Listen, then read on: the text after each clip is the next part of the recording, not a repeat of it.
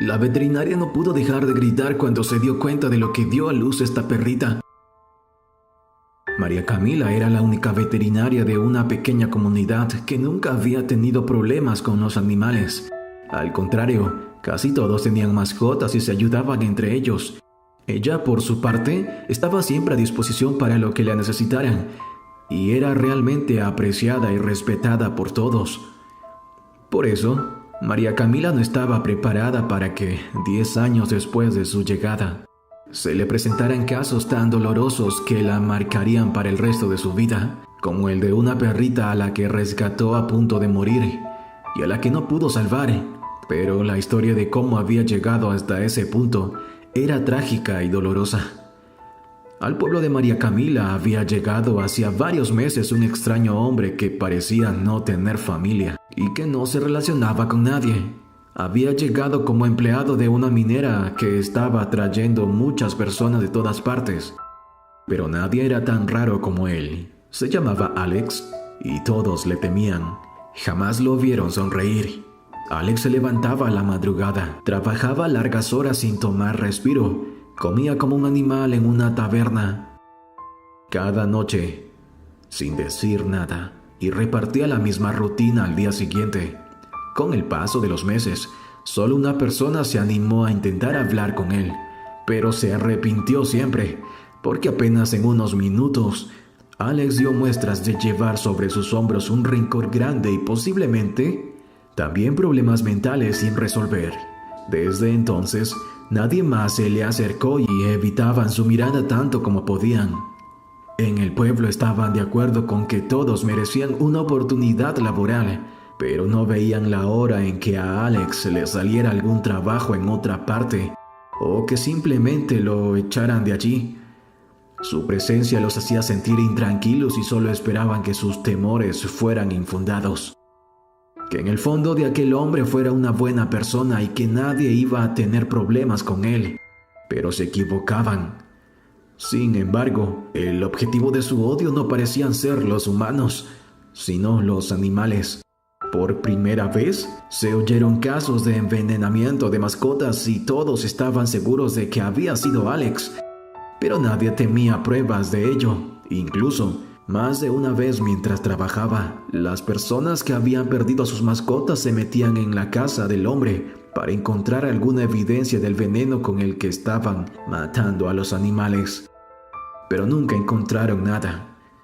Para María Camila también era evidente que el culpable de todo lo que estaba sucediendo era él, y lloraba de impotencia porque no había podido salvar a ninguno de los animalitos que le llevaban.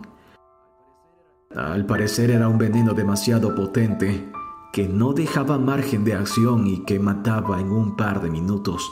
Lamentablemente, los meses pasaban y las personas tenían que cuidar de forma extrema a sus mascotas, sin que nada pudiera resolverse. Nadie nunca había visto a Alex, ni le habían encontrado nada que lo incriminara, así que no podía hacer nada en su contra. Entre tanto, María Camila seguía luchando en su veterinaria para mantener con vida a los animalitos del pueblo. En esas, pasó algo que nadie se esperaba.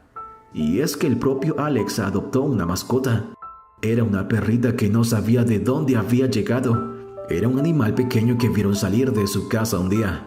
Para sorpresa de todos, la perrita de Alex, aunque se notaba que ella lo reconocía como su dueño, también se dejaba ver una cierta resignación en el animal que, a pesar de que movía la cola cuando Alex llegaba, mantenía sus orejas gachas y no emitía ningún sonido, como si no pudiera evitar su naturaleza leal, pero al mismo tiempo no estuviera a gusto con su situación. Por la época en la que la perrita apareció, las mascotas de los demás dejaron de ser envenenadas. Y así, con el paso de los meses, algunas personas del pueblo empezaron a pensar que tal vez Alex no había tenido nada que ver con la muerte de todos esos animalitos, y que había sido alguien más, quizá alguien que iba de paso y hacía este tipo de maldades. Pero María Camila prefería que la tildaran de ver cosas donde no las había. A bajar la guardia con Alex, pues seguía convencida de que esas muertes habían sido obra suya. Además, A pesar de que ella era la única que lo pensaba, no podía dejar de ver a la perrita de Alex como un pobre ser que se resignaba a su muerte. Porque los perros pueden ser leales incluso a las personas más crueles, así de inmensos son sus corazones. Y un día, cuando María Camila ya estaba perdiendo la esperanza de encontrar justicia para los animales que habían muerto, sucedió algo que le destrozó el corazón por completo. La perrita de Alex llegó esa mañana por sus propios medios a la veterinaria. A pesar de que nadie sabía que estaba embarazada a primera vista, María Camila comprendió que la perrita estaba buscando su ayuda para dar a luz. Pero pronto la veterinaria se dio cuenta de que era un caso de parto simple. Al revisarla encontró que el animal había sido golpeado con cervicia. Alcanzaba a percibir que tenía algunas costillas rotas y que tenía una gran contusión en el estómago.